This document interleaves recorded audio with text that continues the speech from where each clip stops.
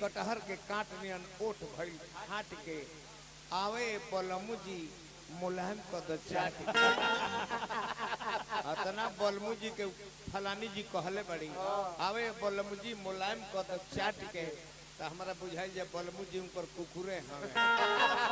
अपने घाव सुखवा ले लोग चाट चुट के जल्दी ना ने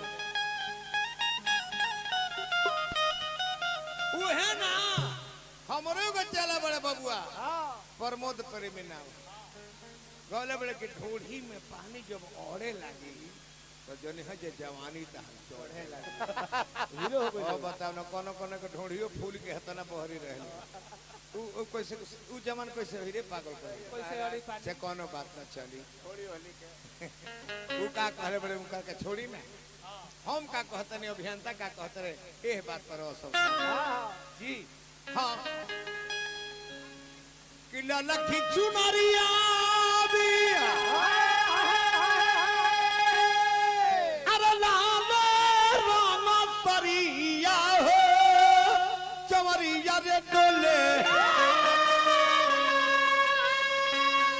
अब बघवा बैठल बो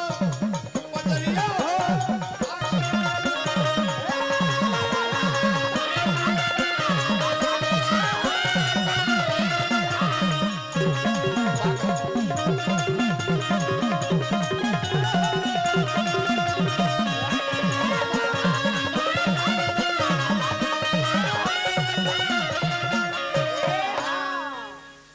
बहुत दिन पर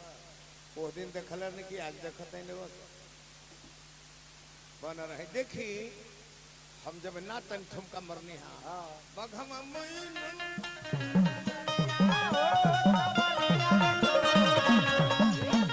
और ले रहा मर गए अभियंता भावा हमारा के कहते जे कुंवर जी नाचेल तो हमर मनवा छछन के रह जाला मन कल जे डहक रोई काहे हो तो हमरो मन कल जे हमहू नचती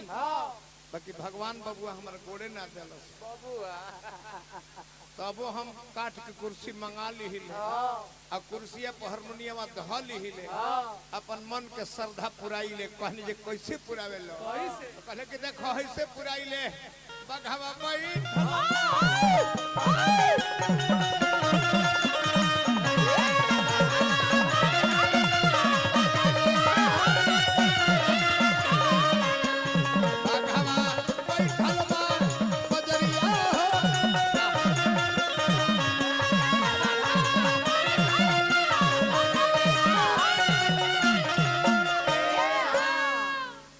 अभियंता भाई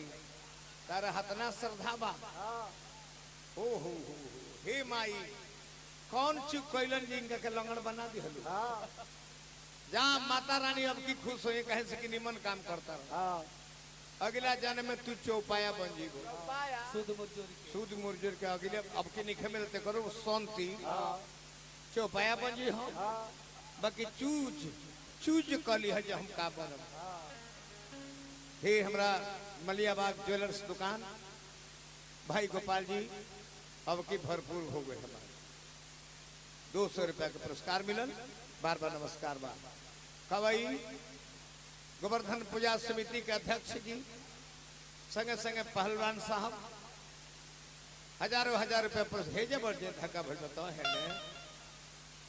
नमस्कार बा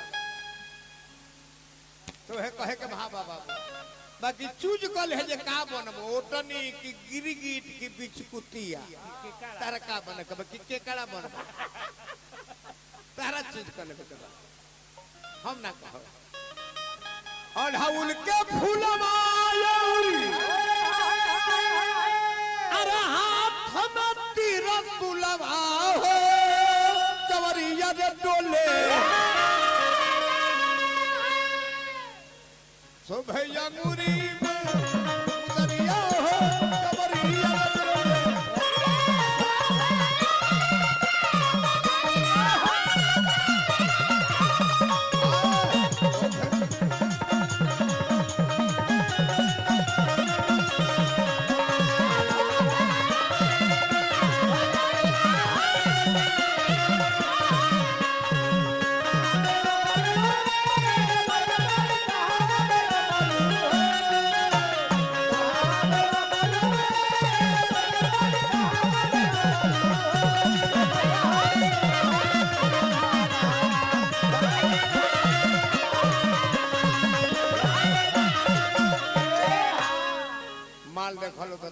ख्याल कम कर दो